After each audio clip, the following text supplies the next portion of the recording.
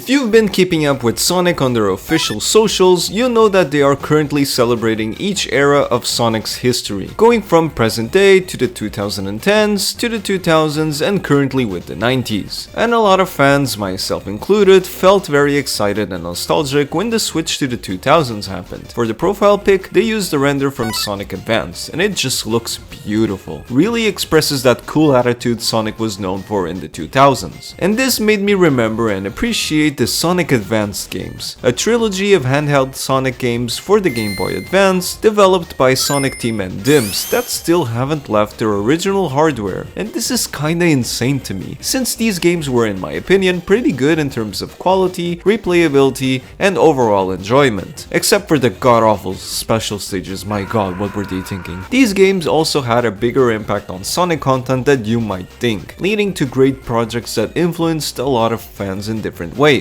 I know many of you know about Ultimate Flash Sonic, for example, which is a game you can play on Newgrounds. And this fan game uses character sprites and game assets from the advanced games, and this is just scratching the surface. So I truly believe that these games are worth talking about and remembering. There's a lot of good things that this trilogy does that should be appreciated more. So let's get right into it. The Sonic Advance games were 2D platformers reminiscent of the Genesis games, but with a more advanced look. You can play as the usual Sonic, Tails, and Knuckles like in the classics, with Amy making her very first appearance as a playable character in a 2D game, and every character feels very unique to play as. In Advance 1, Sonic has the Insta-Shield, can slide, and has an air dash. Tails has his flight and can attack with his tail. Knuckles can glide, wall climb, punch, and swim, and Amy, unlike the other characters, doesn't curl into a ball when jumping, leaving her vulnerable against enemies, but she can attack with her hammer instead during a jump, damaging anyone in your path, and she can also catapult herself to reach platforms or sections you couldn't with a normal jump. Basically, their movesets are very reminiscent of the ones from Sonic Adventure. And the first thing I want to highlight about this trilogy is how different each game feels from each other. Sonic Advance has a focus on platforming, multiple pathways with the top one usually being the more effective one, occasional segments that offer you speed in the way that DIMS loves to do it, which is with these dash panels. DIMS just loves spamming their dash panels all over the place. The levels also take a bit of inspiration from the classics, especially level gimmicks. You'll find stuff like the clouds from Sky Sanctuary or this sliding ice platform from Ice Cap Zone. Sonic Advance 2, on the other hand, is all about speed,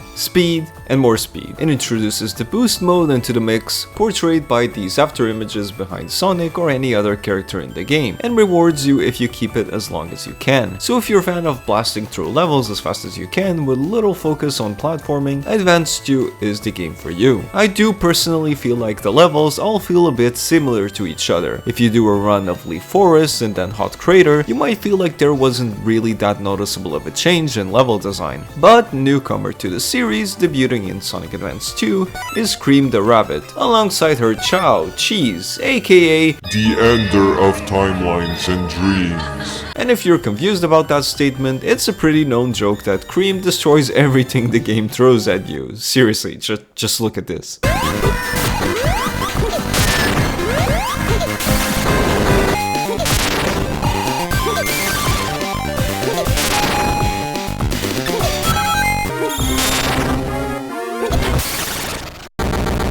Yep, no more words needed. And in Sonic Advance 3, the best one, the focus mainly returns to platforming again, but does a better job in balancing the two prior games in my opinion. There's still a lot of segment where the game gives you speed and the tools to keep the boost mode going. The main attraction of this game is the many tag moves that you can do depending on what partner combination you use. And this really opens up the game opposed to just playing it like Advance 1 or 2. Playing as Sonic and Tails, for example, lets you reach high sections of the level with little effort. Same with Sonic and Amy. But Sonic loses the ability to automatically curl into a ball when jumping, similar to how Amy plays. If you play as Knuckles and Amy, Knuckles gains the ability to do a spin dash when grabbed onto a wall. A big part of Advance 3 is just experimenting with different combinations and taking advantage of that. I would say that Advance 3 is the best of the Advance games when it comes to player expression because of that. And on the topic of player expression, I do believe that the Sonic Advance games in general are great 2D games that all all have a pretty good skill ceiling. And this is due to the many tools that the games give you. Each character's movesets can be used to keep the flow going, and thanks to the trick system introduced in Advance 2, players have even more control over this. So even on more streamlined levels like in Advance 2, there are still plenty of options to showcase how skilled you are at the game. And in Advance 3, since your movesets and tag actions vary so much depending on what you bring to the table, your possibilities are immense. Seriously, just do try out different combinations. But something that I absolutely love about these games, and I'm itching to yap about, are the character sprites. The sprite artworks are incredible and something you will hear me talk about a lot during this video, because I cannot stress enough how much I love these. The art director for these games is Yuji Uekawa, who did an amazing job conveying his iconic art style into these 2D pixel sprites. Every character feels very expressive and alive thanks to the amazing sprite works, and really captures every character's personality very well. Sonic, for example, always looks very confident, serious. He breakdances when you get a gold medal in Advance 3. His running animations look great and really gives you that sense of speed. All of this adds a ton of personality to these games. Starting from Advance 2, every character has a different grinding animation and they portray each character nicely. Sonic looks confident and collected, Tails tries mimicking how Sonic does it, Cream looks all happy, waving her arms up and down and all around, and Knuckles looks a bit inexperienced but has a smirk showing that he's enjoying it. And Amy puts her arms down, looking like she's holding her knees to keep balance.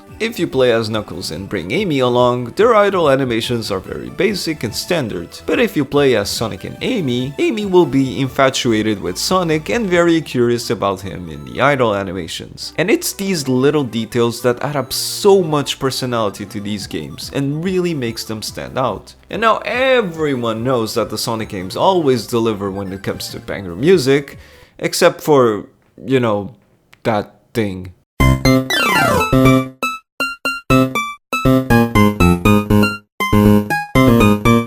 But the Advanced Trilogy delivers. You got bangers like Angel Island Zone,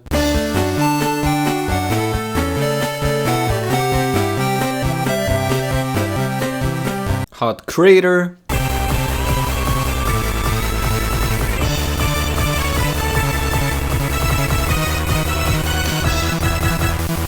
Sunset Hill,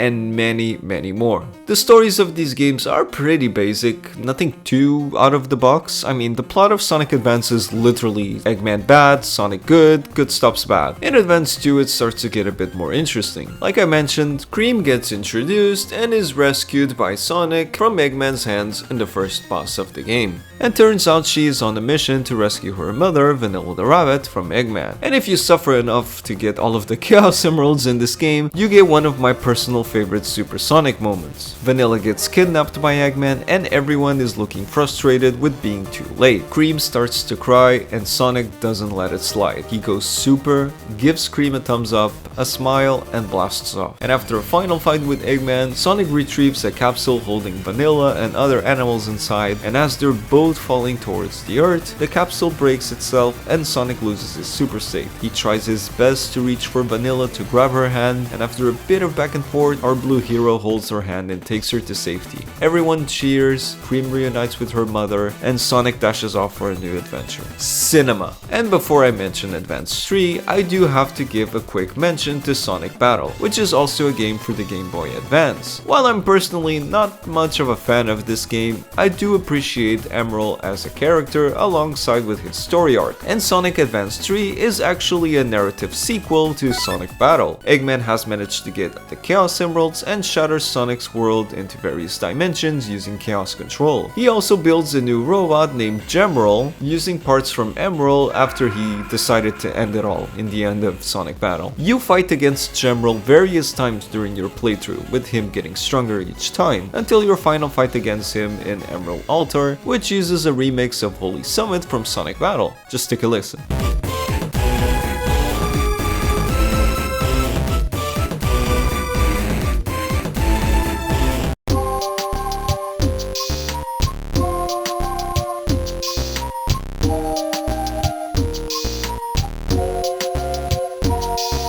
You have a final confrontation with Eggman, and after that's done, Gemerald retaliates back one last time, stealing the power of the Chaos Emeralds, transforming and betraying Eggman. Once again, our blue hero uses the emeralds to go after him, but this time with a twist.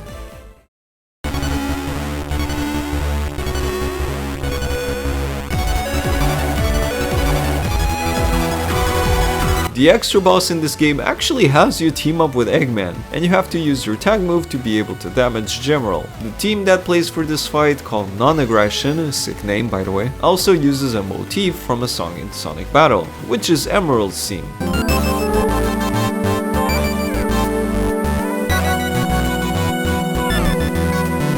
Another great touch that really helps connect these two games. And for someone that played Sonic Battle before Advance 3, it's honestly a bit sad having to see Emerald, or in this case, Gemerald, getting defeated again. In the end, Gemerald's aggression ends as Sonic and Eggman defeat him. Sonic wakes up surrounded by his friends, and with Angel Island being saved once more. Sonic dashes off again with his friends following him, and we see Knuckles drop into the scene, almost recreating that scene in Sonic 3 and Knuckles when the Master Emerald is brought back to safety. We then have a sequence of pictures accompanied by a beautiful ending theme showing that both Cream and Vanilla found Gemerald's body on a beach. Tails fixes and reprograms him, and he finds himself a new life along with Cream and Vanilla. The Advanced Trilogy alongside Sonic Battle had a much bigger impact on Sonic content than you might realize. I mentioned earlier how the sprite works were so amazing and expressive, and fans took advantage of that. By ripping these sprites out of the game, many fans created a ton of content like Ultimate Flash Sonic and Final Fantasy Sonic X, which are very iconic fan games that a lot of fans grew up with. And of course, many, and I mean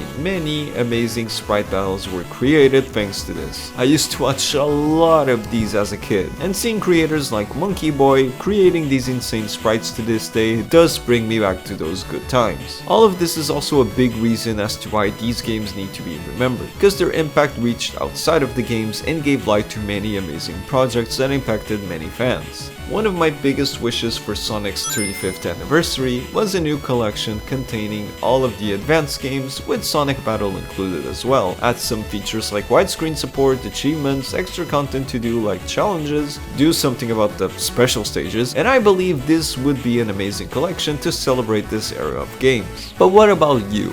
I want to know your thoughts and feelings about these games.